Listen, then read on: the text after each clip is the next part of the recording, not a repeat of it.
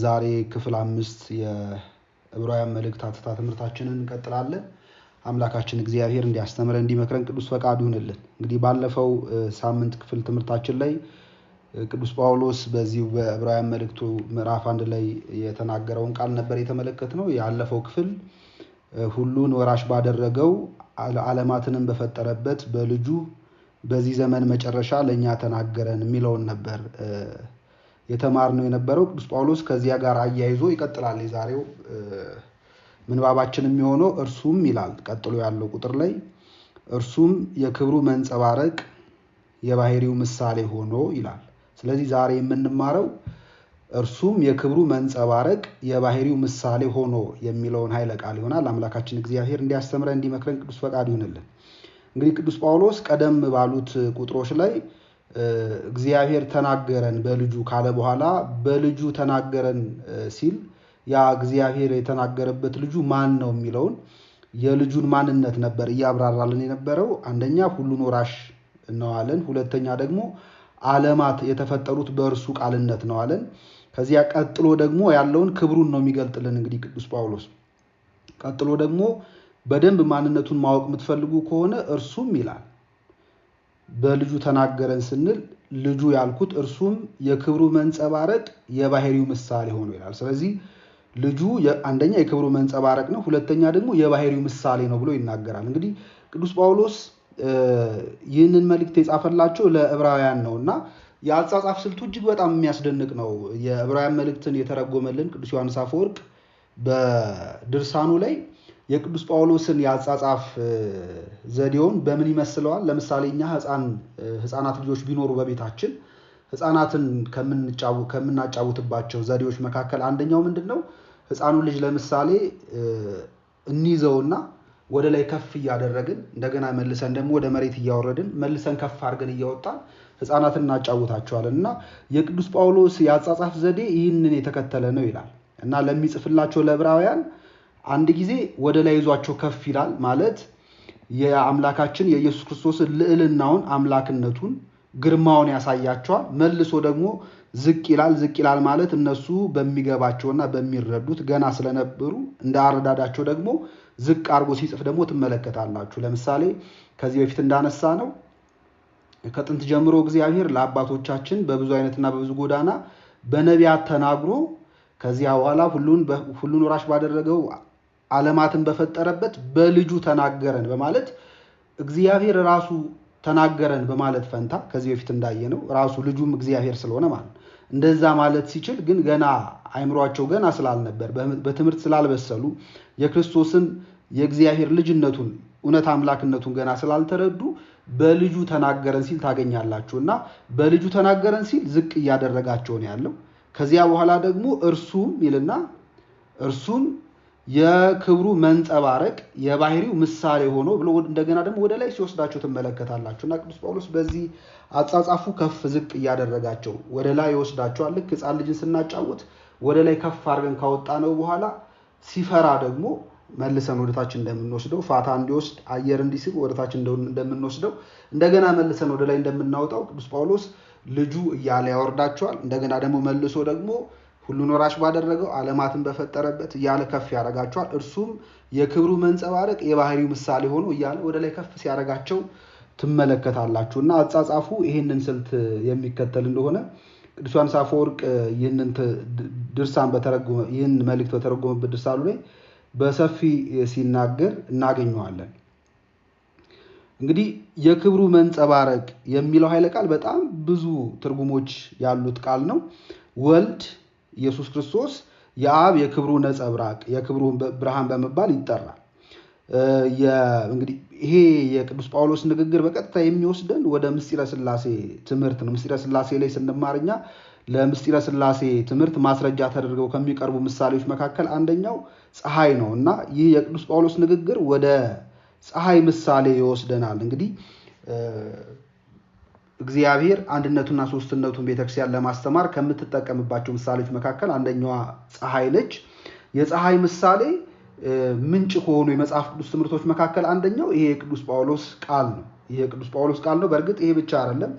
በኦሪትም በትንቢተ ሚልክያስ ምዕራፍ 4 ቁጥር 2 ላይ እግዚአብሔርን በፀሐይ መስሎ ነብዩ ሲጠራው ታገኛላችሁ። ስሜን ለምትፈሩ ለእናንተ የጽድቅ ፀሐይ ትወጣላችኋለች በማለት የጽድቅ ፀሐይ የተባለ ኢየሱስ ክርስቶስ ነው። እሱን በፀሐይ መስሎ ሲናገር እናገኘዋለን እና እግዚአብሔር በፀሐይ ይመሰላል።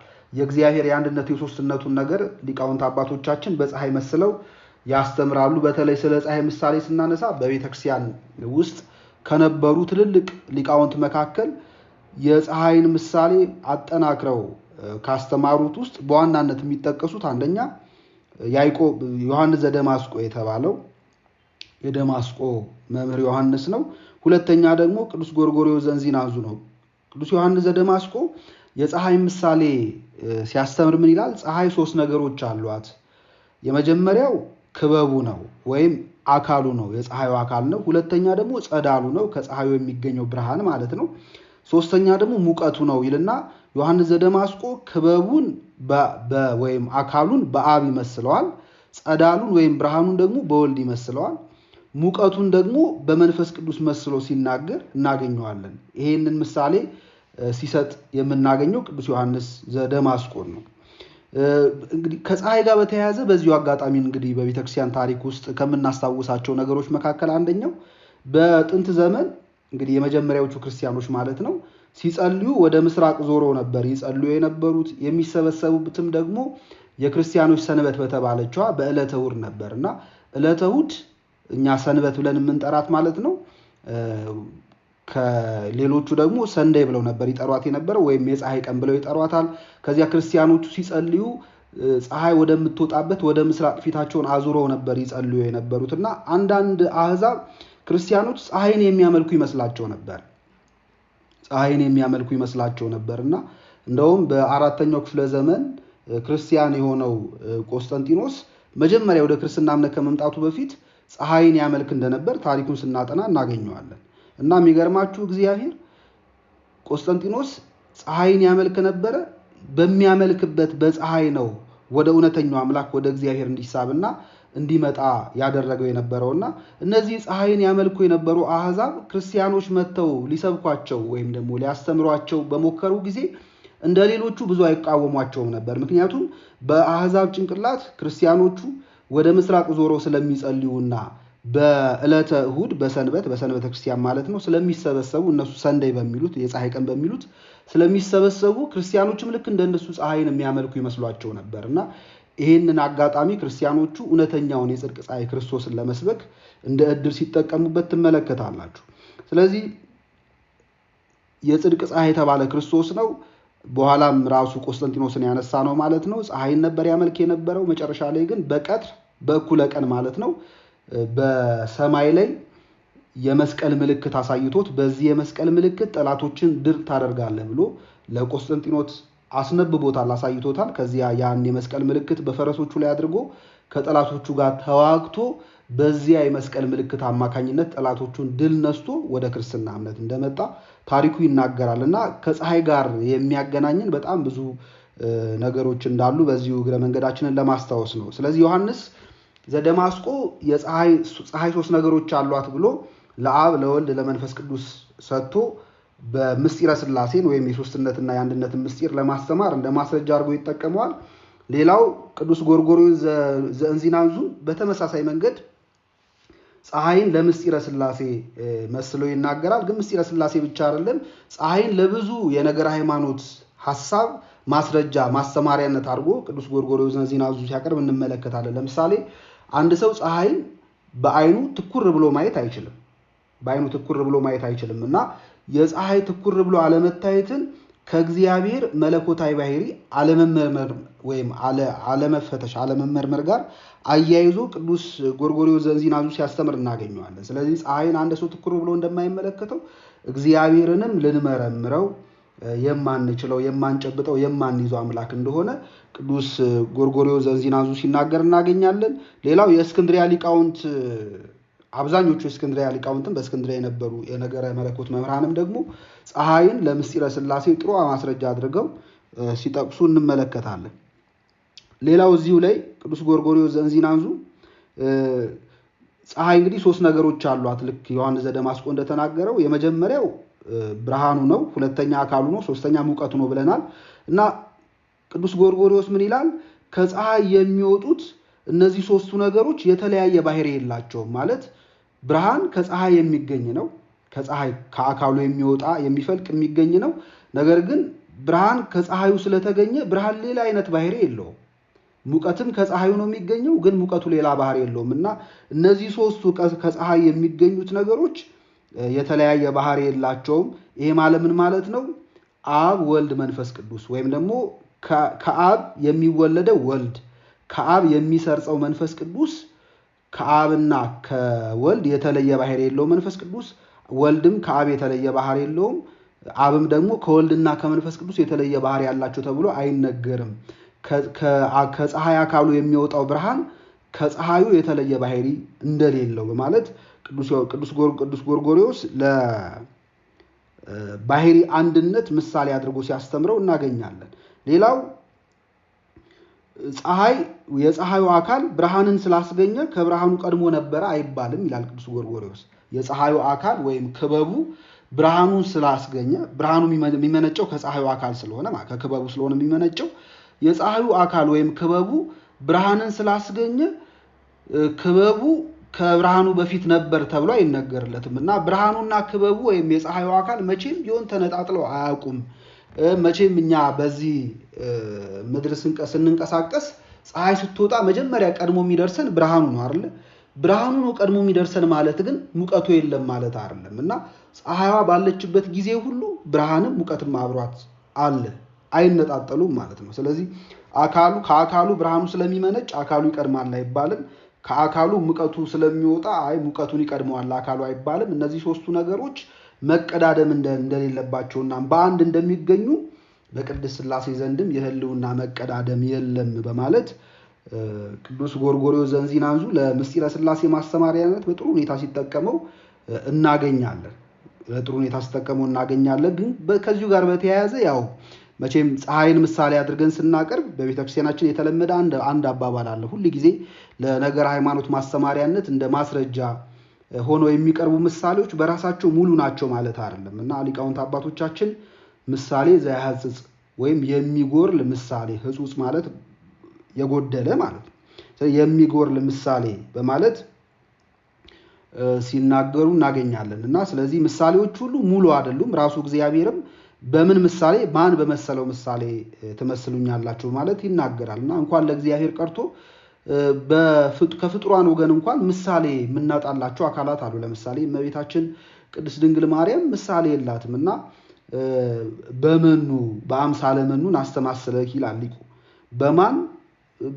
ማን በመሰለው ምሳሌ እንመስልሻለን በማለት ሲመረምር ሲጠይቅ ታገኙታላችሁ እና እንኳን እግዚአብሔር ቀርቶ እመቤታችን እንኳን ምሳሌ የማይገኝላት ነች። ስለዚህ እግዚአብሔር በፀሐይ የእግዚአብሔር ሶስትነትና አንድነት በፀሐይ መስለን ስንናገር ፀሐይ በምልአት ይገልጧል ማለት አይደለም እና ምሳሌ ራሱን የቻለ ጉድለት እንዳለበት ማወቅ መረዳት ያስፈልጋል። ከዚህ ምሳሌ ጋር ተያይዞ በነገራችን ላይ ፓርሻሊዝም የሚባል የክህደት ትምህርት ደግሞ ያመጡ አንዳንድ አርዮሳውያን ነበሩ። ፓርሻሊዝም ማለት ምን ማለት ነው? ፀሐይ ሶስት ነገሮች አሏት ብለን አንደኛ ክበቡ ብለናል። ሁለተኛ ደግሞ ክበቡ ወይም አካሉ ማለት ነው። ሁለተኛ ብርሃኑ፣ ሶስተኛው ሙቀቱ ብለናል እና ብርሃኑ የፀሐይ ብርሃን ይባላል እንጂ ራሱ ፀሐይ አይባልም። ሙቀቱም የፀሐይ ሙቀት ይባላል እንጂ ራሱ ፀሐይ ተብሎ አይጠራም። ስለዚህ ብርሃኑን በወልድ ከመሰላችሁ፣ ሙቀቱን በመንፈስ ቅዱስ ከመሰላችሁ ብርሃን የተባለው ወልድ እግዚአብሔር ተብሎ ሊጠራ አይችልም። የጀስ ብርሃንነት እንጂ ፀሐይነት ስለሌለው የሚል አይነት የክህደት ትምህርት እዚሁ ምሳሌ ላይ ለማመንጨት ሞክረው ነበርና ይሄ ስህተት መሆኑን መረዳት ያስፈልጋል። ስለዚህ ምሳሌ ከሚመሰልለት አካል ጋር የሚመሳሰልበት የተወሰነ መንገድ አለው።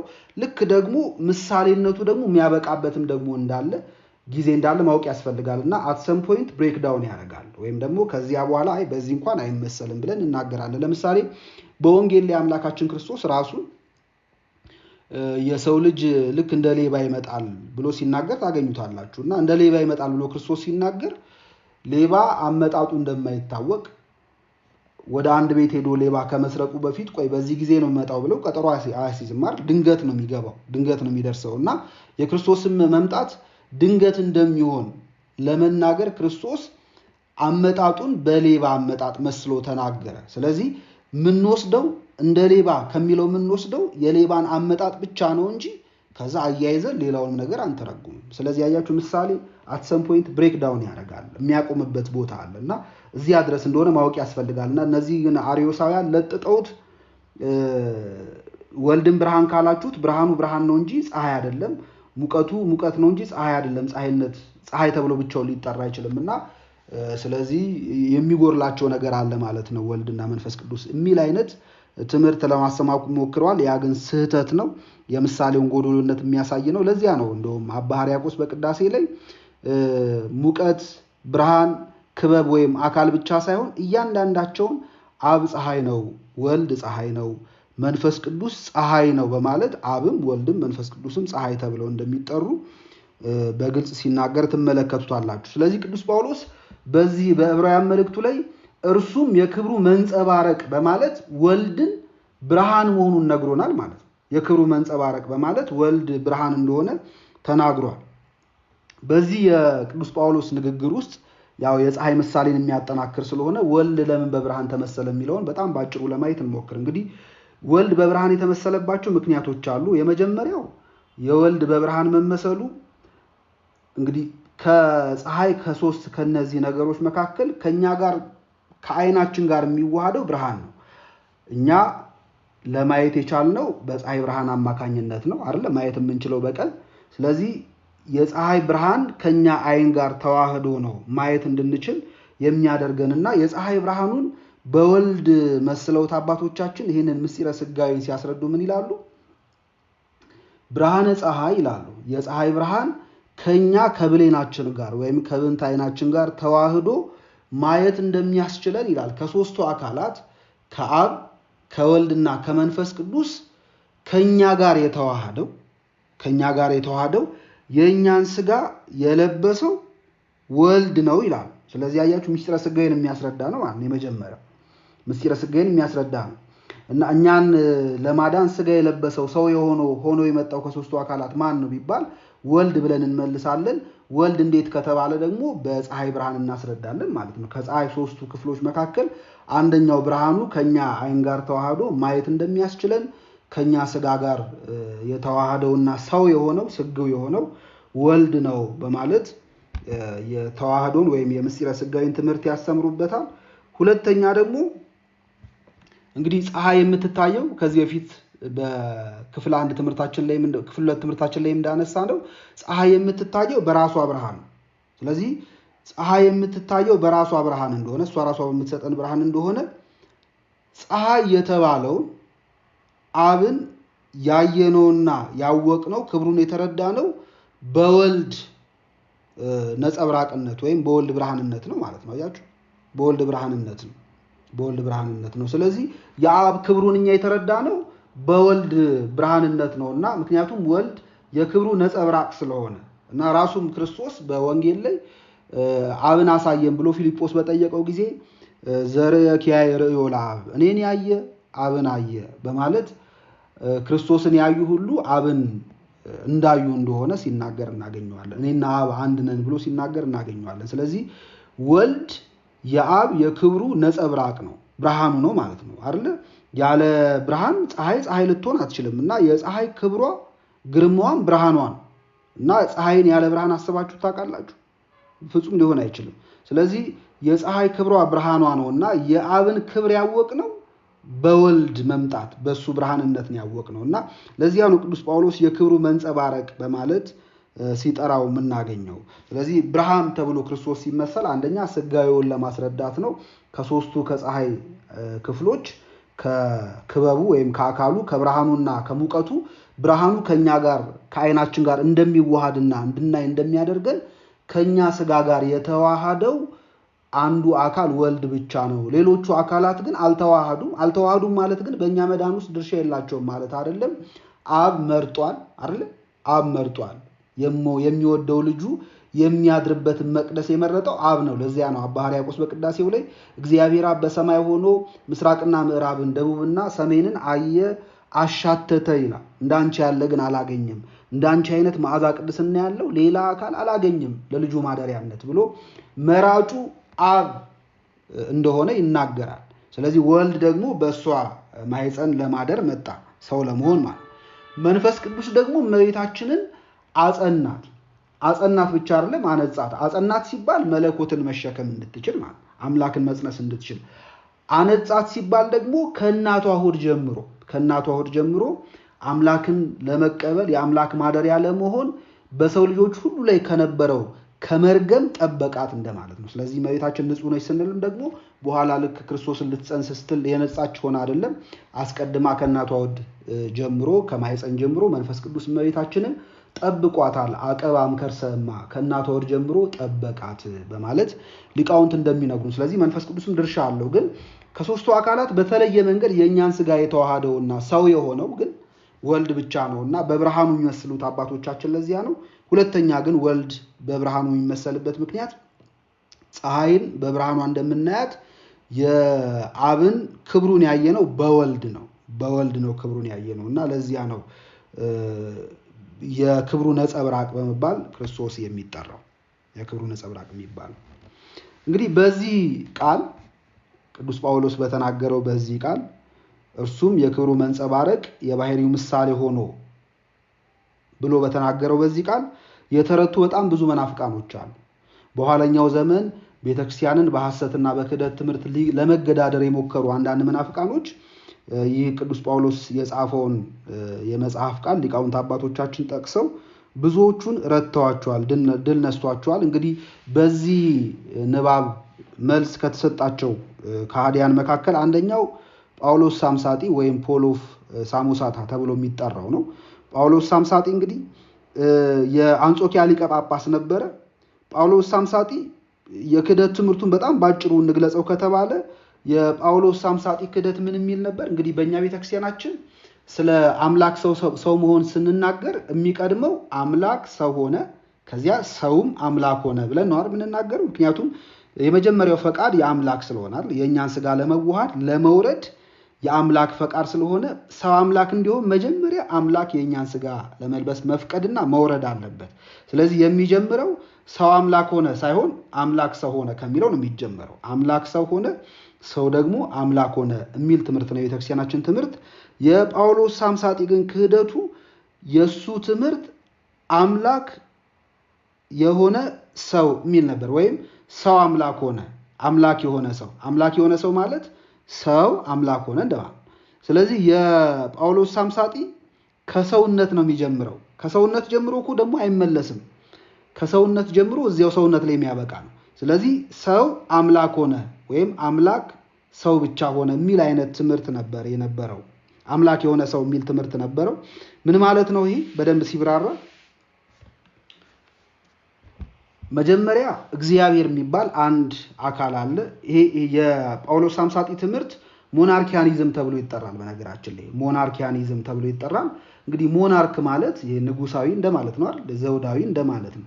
ሞናርኪያኒዝም ማለት እንግዲህ በአንድ ሀገር ስንት ንጉስ ነው ሊኖር የሚችለው? ሁላችሁም እንደምታውቁት በአንድ ሀገር ሊኖር የሚችለው አንድ ንጉስ ብቻ ነው። ስለዚህ ሞናርኪያኒዝም የሚለው ትምህርት እግዚአብሔር አንድ ነው እግዚአብሔር የሚል ነው። ሐሳቡ ጥሩ ነበር። እነ ጀስቲንም ዮስጢኖስ ሰማዕት የሚባለው ቤተክርስቲያናችን አባት በዚህ ጉዳይ ላይ በደንብ አስተምሯል። ሞናርክ የሚለው ሐሳብ እንደው በደንብ ካጠናከሩት ጥንታውያን አባቶች መካከል አንደኛው ዮስጢኖስ ሰማዕት እንደሆነ ታሪክ ስናጠና እናገኘዋለን። ግን ሞናርኪያኒዝም የሚለውን ትምህርት እነ ጳውሎስ ሳምሳጢ በጣም ጠምዝዘው ባልሆነ መንገድ ሰዎች እንዲረዱት አድርገዋል። ምን ማለት ነው? አምላክ አንድ ብቻ ነው። ስለዚህ አምላክ አንድ ብቻ ከሆነ ያ አምላክ በቃ አንድ ነው። ሌላ ሁለተኛ አምላክ ምናምን ተብሎ ሊጠራ የሚችል አካል መኖር የለበትም።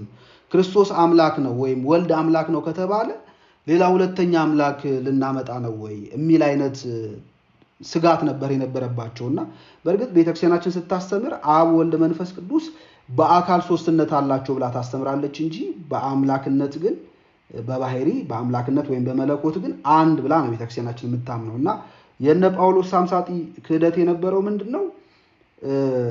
አምላክ አንድ ነው። ስለዚህ ክርስቶስ አምላክ ተብሎ ሊጠራ አይችልም። አምላክ እንኳን ሆነ ከተባለ መጀመሪያ ሰው ነበረ፣ ክብር ይግባውና ሰው ነበር።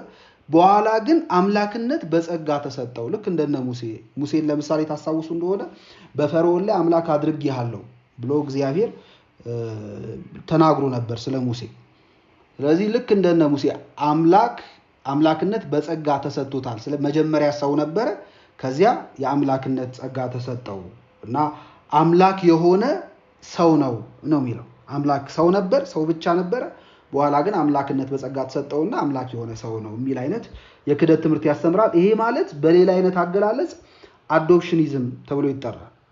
አዶፕሽኒዝም ማለት ምን ማለት ነው? ለምሳሌ እናቴ የማደጎ ልጅ፣ ለምሳሌ አንድ ሰው የሆነን ሰው በፈቃደኝነት ተቀብሎ ከሰዎች ወይም ደግሞ ብቻ ችግረኛ ሲሆን ተቀብሎ ቤቱ አስገብቶ ቢያሳድግ ከዚያ ልጅ ጋር ያለው ግንኙነት የስጋ የደም አይደለም አይደል? በፈቃደኝነት ላይ የተመሰረተ ነው።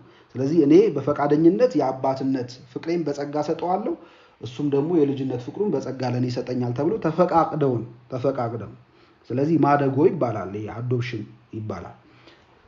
ወይም ደግሞ በሌላ አገላለጽ በሌላ አይነት ምሳሌ ደግሞ እኛና እግዚአብሔር ያለን የአባትና የልጅነት ግንኙነት ማለት ነው። እኛ ለምሳሌ እግዚአብሔር ልጆች እንባላለን፣ እግዚአብሔር ደግሞ ለኛ አባታችን ይባላል። በእኛና በእግዚአብሔር መካከል ያለው ግን አባትና ልጅነት ግን የባህሪ ሳይሆን የፈቃድ ነው፣ የጸጋ ማለት እግዚአብሔር ወዶ ፈቅዶ የሰጠን አባትነት ነው። እኛም ደግሞ ፈልገን ነው አባትነቱን የተቀበልነው ማለት ነው። ይሄ ማለት ምን ማለት ነው? እግዚአብሔር በጸጋ ስለሆነ አባትነቱን የሰጠን ሕጉን ካልጠበቅን አልታዘዝ ካልነው እና ምናመጽ ከሆነ እግዚአብሔር አላቃችሁም ሊለን ይችላል። በኋላም በጣም ከባድ የሚሆነው ፍርድ እሱ ነው አይደል? በምጽአት ጊዜ እኮ ጌታ ሆይ በስምህ አጋንንትን አውጥተን ነበር፣ በስምህ ተአምራትን አድርገን ነበር ይሉኛል፣ እኔ ግን እላችኋለሁ አላውቃችሁም ይላል። በጣም ከባድ ነው። እግዚአብሔር ይህን ከመስማት ይሰውራል። ስለዚህ ያያችሁ የአባትና የልጅነቱ ግንኙነት የጸጋ ስለሆነ እግዚአብሔር ሕጉን እስከጠበቅንና ከሱ ጋር ለመኖር ፈቃደኛ እስከሆንን ድረስ ብቻ ነው ልጆቼ ናችሁ ወይም አባታችሁ ነኝ የሚለን። ግን ሕጉን ለመጠበቅ ፈቃደኞች ካልሆን ከሱ ጋር ለመኖር የማንፈልግ ከሆነ ግን እግዚአብሔር አባትነቱን ያነሳል።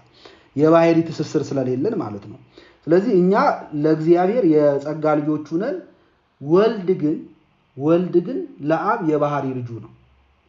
የባህሪ ልጁ ነው ማለት ምን ማለት ነው? አካል ዘእም አካል፣ ከአካሉ የተገኘ አካል ነው ወልድ። ከባህሪው የተገኘ ባህሪ ነው ማለት። ባህሪ ዘእም ባህሪ የተወለደ ነው። ስለዚህ በእኛና በወልድ መካከል ልዩነት አለና የነ ጳውሎስ ሳምሳጢ ክህደት ምንድነው? ክርስቶስን የአምላክነቱን የጸጋ ማድረግ፣ አዶፕሽኒዝም የሚባለው እሱ ነው። የጸጋ ማድረግና የበጣም ስህተት ነው። የክርስቶስ አምላክነት የባህሪ አምላክነት ነው እንጂ ጸጋ አምላክነት አይደለም። እና እንዲህ ብለው ለማስተማር የሞከሩ ጳውሎሳውያንን ጳውሎስ ሳምሳጤ ክህደት የሚያራምዱትን ሰዎች እነሱን ድል ተነስተውበታል። ምን ማለት ነው? እንዴት ነው ድል የተነሱት ከተባለ በብርሃኑና በፀሐዩ መካከል መቀዳደምም ሆነ የባህሪ ልዩነት የለም። ቅዱስ ጎርጎርዮስ ዘእንዚናዙ ሲያስተምር ምን አለ? ብርሃኑ ከፀሐዩ ስለተገኘ ወይም ከክበቡ ወይም ከአካሉ ስለተገኘ አካሉ ከብርሃኑ የተለየ ሌላ ባህሪ ያለው ወይም ብርሃኑ ደግሞ ከአካሉ የተለየ ሌላ ባህሪ ያለው እንደማይባል ብርሃኑም አካሉም አንድ አይነት ባህሪ እንዳላቸው ወልድ እና አብ ያላቸው ባህሪ አንድ አይነት ባህሪ ወይም አንድ ባህሪ ነው ማለት አምላክነት ነው ማለት ነው። ስለዚህ መለያየት የለባቸውም፣ መቀዳደም የለባቸውም፣ ማነስ መብለጥ የለባቸውም። እና በዚህ ምሳሌ እነ ቅዱስ ጎርጎርዮስ ዘእንዚናዙ ለጳውሎስ ሳምሳጢ መልስ ሰጥተውታል። ሌላው ሰባሊዮስ የተባለ ደግሞ ሌላ መናፍቅ ነበር። ሴባሊዮስ ተብሎ የሚጠራ ሌላ መናፍቅ ነበር። እንግዲህ የሰባሊዮስ በ3ኛው ክፍለ ዘመን የነበረ መናፍቅ ነው። የሰባሊዮስ ክህደቱ ሞዳሊስቲክ ሞናርኪያኒዝም ይባላል። እንግዲህ ሞናርኪያኒዝም ይቀጥላል እስከ አሪዮስ ድረስ ይቀጥላል። በነገራችን ላይ ይህንን የቤተክርስቲያን ታሪክ ስታነቡ የምታገኙት ተደጋጋሚ ቃል ስለሚሆን አሁን ይህንን ሳስረዳችሁ በደንብ ግልጽ ይሆንላችኋል። ሞናርኪያኒዝም ቅድም እንደነገርኳችሁ በቃ እግዚአብሔር አንድ ብቻ ነው፣ ሊከፈል ወይም ልጅ አለው ሊባል ምናምን አይችልም የሚል አይነት አቋም ለመያዝ የሞከሩ ናቸው። እና ሞዳሊስቲክ ሞናርኪያኒዝም የሚባለው ደግሞ ምንድነው? እግዚአብሔር አንድ ብቻ ነው፣ በፍጹም ሊለያይ ሊከፈል አይችልም፣ ወይም ደግሞ ልጅ አለው ተብሎ ራሱ ለእግዚአብሔር አይነገርም። አንድ ብቻ ነው፣ እሱ አንድ ብቻ ነው። ነገር ግን ደግሞ በሶስት አይነት መንገድ ግን ኤግዚስት ሲያደርግ እንመለከተዋለን። ወይም ሞድ ኦፍ ኤግዚስተንሱ ግን የተለያየ ነው። አንድ አካል ሆኖ ሳለ እግዚአብሔር ግን በተለያየ አይነት መንገድ ሊገለጥ ይችላል የሚል ትምህርት ያስተማረ ነው። ለዛ ነው ሞዳሊስቲክ የሚለው ቃል የገባው፣ ለዛ ሞድ ኦፍ ኤግዚስተንሱን የሚያሳይ ስለሆነ ማለት ነው። እና በተለያየ አይነት ግን መንገድ ሊገለጥ ይችላል የሚል ትምህርት ያስተማረ ነው። እንግዲህ የሰባሊዮስ ክህደቱ አንደኛ እግዚአብሔርን አንድ አካል ብቻ በማለት ነው። አንድ አካል ወይም አንድ ገጽ በማለት ነው። እንግዲህ እኛ እግዚአብሔር በአካል ሶስት ነው ብለን እናምናለን። ሰባሊዮስ ግን እግዚአብሔር አንድ አካል ብቻ ነው ብሎ ያስተማረ መናፍቅ ነው። ሁለተኛ ደግሞ የወልድ ህልውናን የካደ ነው። ስለዚህ እግዚአብሔር አንድ ብቻ ከሆነ ወልድ የለም ማለት ነው አይደል? ወልድ ብቻ አይደለም መንፈስ ቅዱስም የለም። ስለዚህ የሰባሊዮስ ክህደት በምስጢረ ሥላሴ ላይ ይነሳል። ከዚያ ምስጢረ ሥጋዌ ላይ ስትመጡ እዛ ላይ ይነሳል።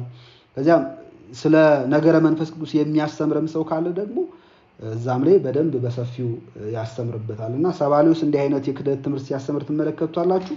ስለዚህ እግዚአብሔር አንድ አካል ነው ግን በሶስት አይነት መንገድ ራሱን ገልጧል የሚል አይነት የሞኝ ትምህርትን ያስተማረው እና ይህንን በውሃ ምሳሌ ብንረዳው፣ ለምሳሌ እናንተ ውሃ ታውቃላችሁ።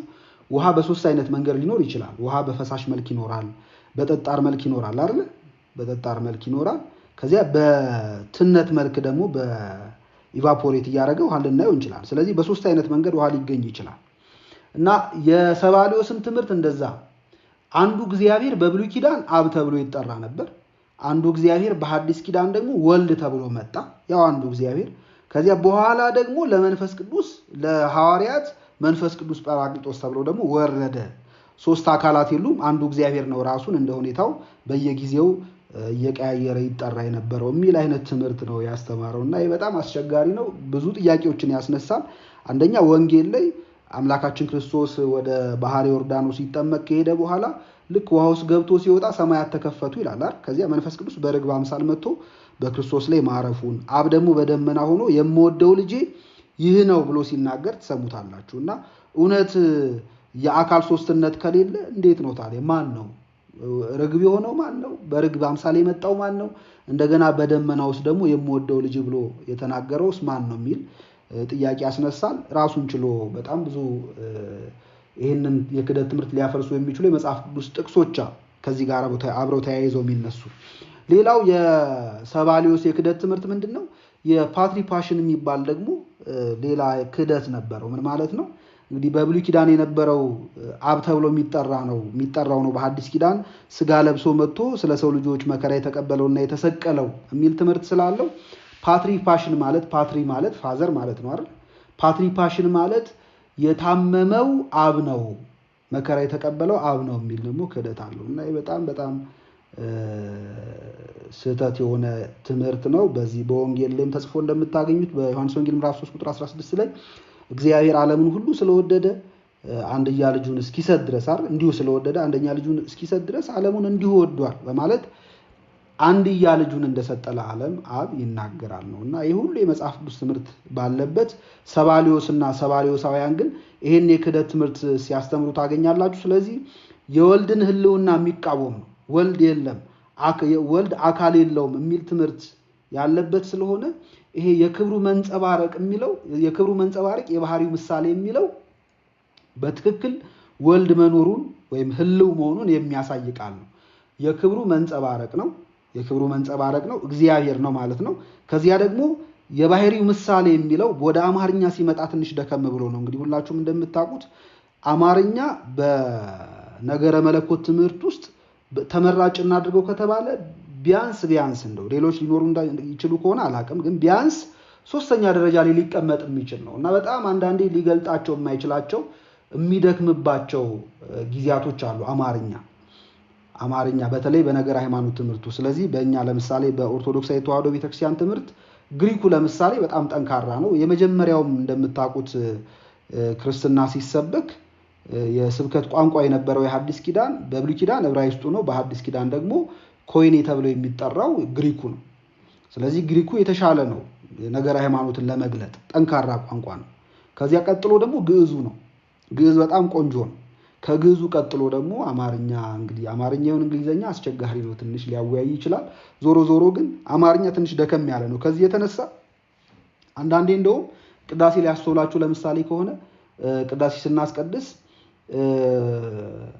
አላቲዮን በአማን የሚል ቃል አስተውሳችሁ ታውቃላችሁ? ሰምታችሁ ታውቃላችሁ? ታስታውሳላችሁ? አላቲዮን በአማን። አላቲዮን የሚለው የግሪክ ቃል ነው። አላቲዮን የሚለው ከዚያ በአማን የሚለው የግዕዝ ቃል እና በአማን ማለት በእውነት ማለት ነው። አላቲዮንም ማለት ግን በእውነት ማለት ነው። ግን በአማን የሚለው ቃል ወይም በእውነት የሚለው ቃል አላቲዮን የሚለውን ቃል በምልአት አይገልጠው። በምልአት ስለማይገልጠው የግሪኩንም ቃል አብረው አባቶቻችን ይሉታል ማለት ነው። አላቲዮን በአማን ብለው ሲናገሩ ታገኛላችሁና ግሪኩ በጣም ጉልበት አለው።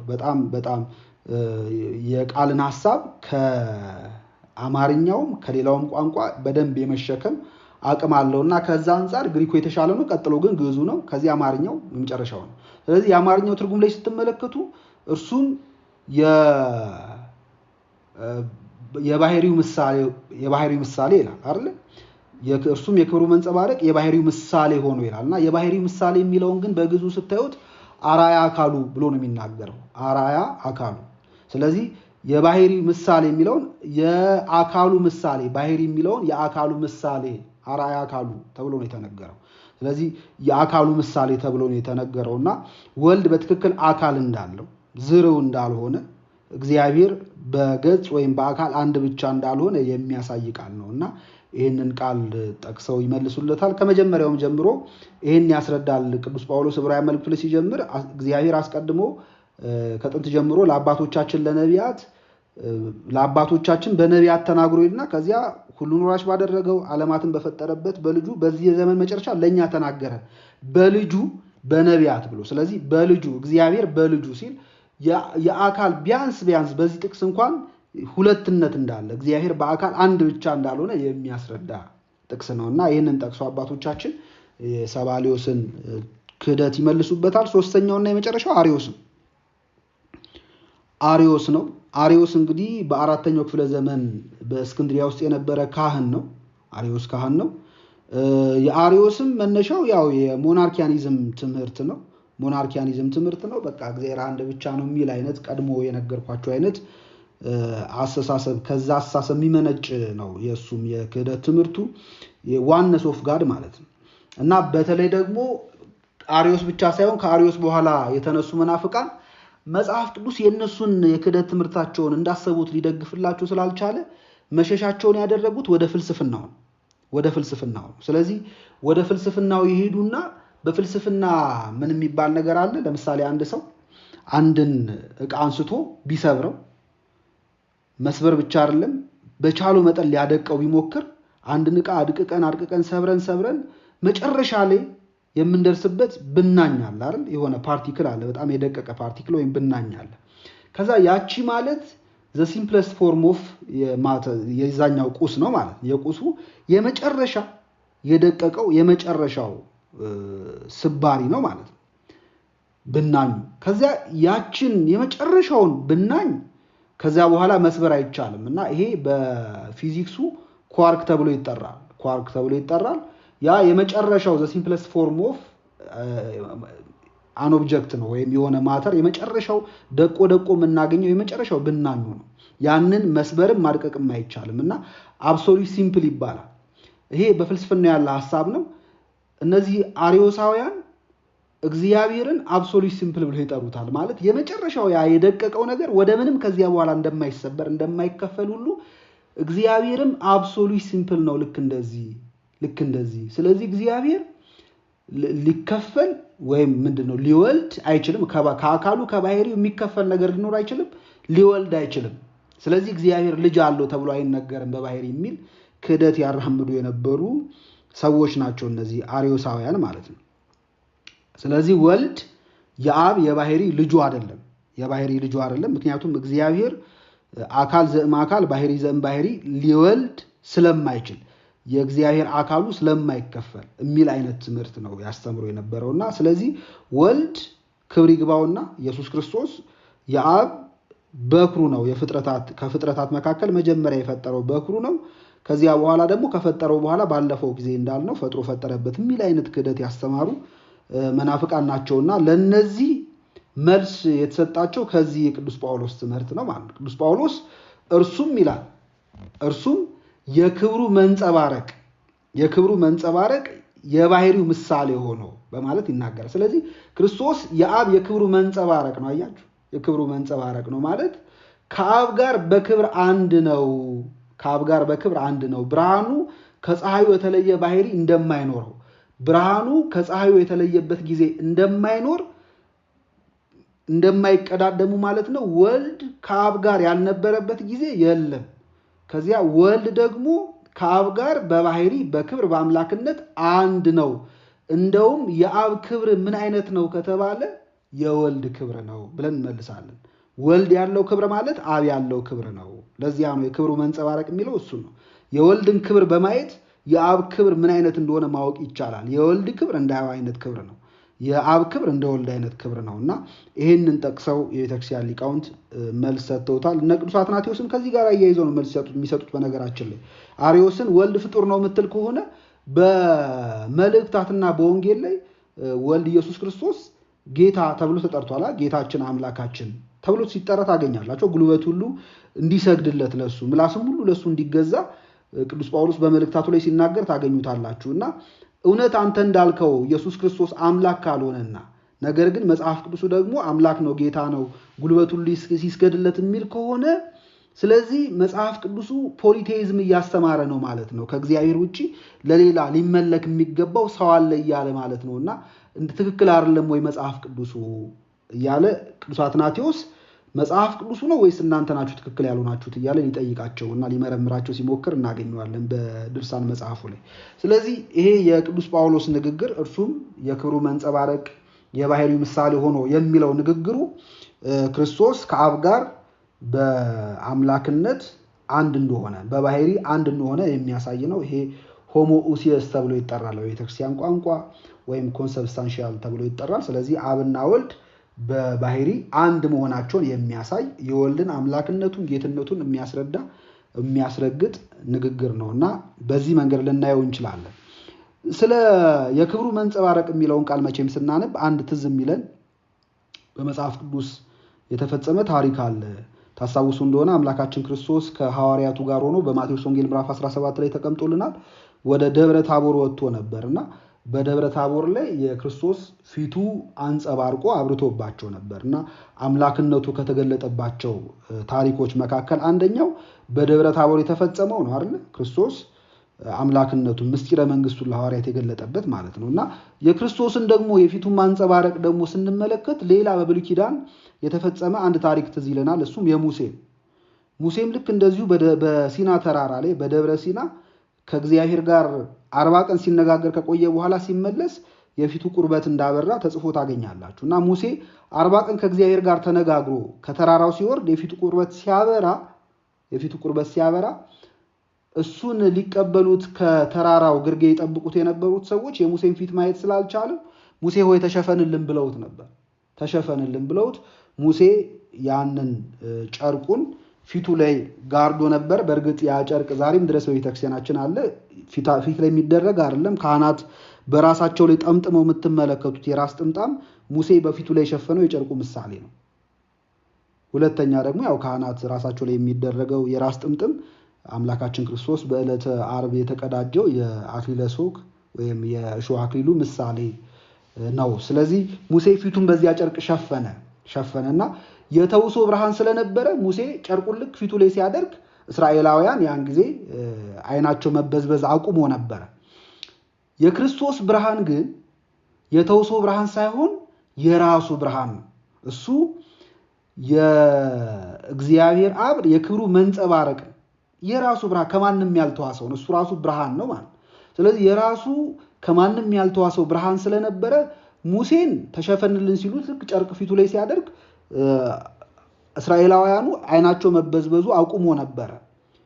ሐዋርያቱ ግን ክርስቶስን ፊቱ ባበራባቸው ጊዜ ተሸፈንልን አላሉትም። ምክንያቱም ወንጌሉ ላይ ስታነቡ የክርስቶስ ያበራው ፊቱ ብቻ ሳይሆን ልብሱም ነበር ያበራው የነበረው። እንደውም ቅዱስ ማርቆስ ምን ይላል? አጣቢ በምድር ላይ አጥባ ልታነጣ ከምትችለው በላይ ነጭ ሆነ፣ ልብሱም እንደ በረዶ ሆነ ብሎ ሲገልጸው እናገኛለን። እና የአካሉ ብርሃን ለልብሱ ተርፏል ማለት ነው። እና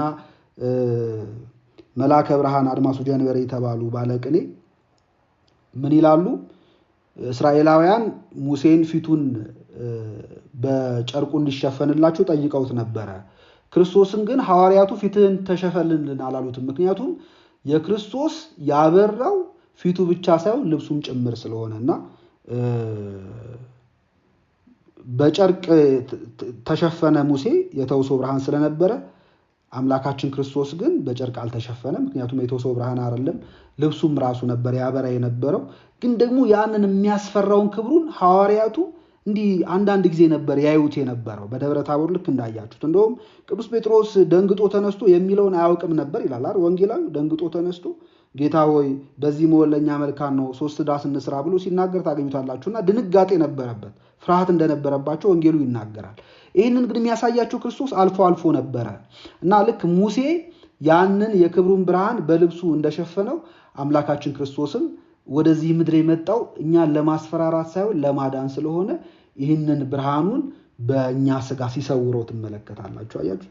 ስለዚህ አምላክነቱ ብቻ አልነበረ የሚታይ ነበርና ሰውነቱ የሚታይ ነበርና ሙሴ በጨርቅ ያን ብርሃን እንደሸፈነው አምላካችን ክርስቶስ ደግሞ የራሱን ብርሃን የተውሶ ያልሆነውን ብርሃን ደግሞ የእኛን ስጋ በለበሰ ጊዜ በስጋ ውስጥ ሰውሮታል። በፈቀደና በወደደ ጊዜ ግን ይገልጠው ነበርና ይህንን ብርሃን እናስታውሳለን።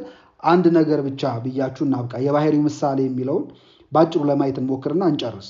እንግዲህ ቅዱስ ጳውሎስ እርሱም የክብሩ መንጸባረቅ ብሎ የባህሪ ምሳሌ የሚለው ቅድም እንደነገርኳችሁ ግዕዙ አራያ አካሉ በማለት ነው የሚጠራው። ስለዚህ አራያ አካሉ የሚባልበት ምክንያት አለው። በነገራችን ላይ እንደዛ ብለን የተረጎምንበት ምክንያቱም ከዚህ በፊት አንስተነው እንደሆነ አላቅም፣ ግን በወልድና በአብ መካከል የአካል መመሳሰል እንጂ የባህሪ መመሳሰል አለ ተብሎ አይነገርም።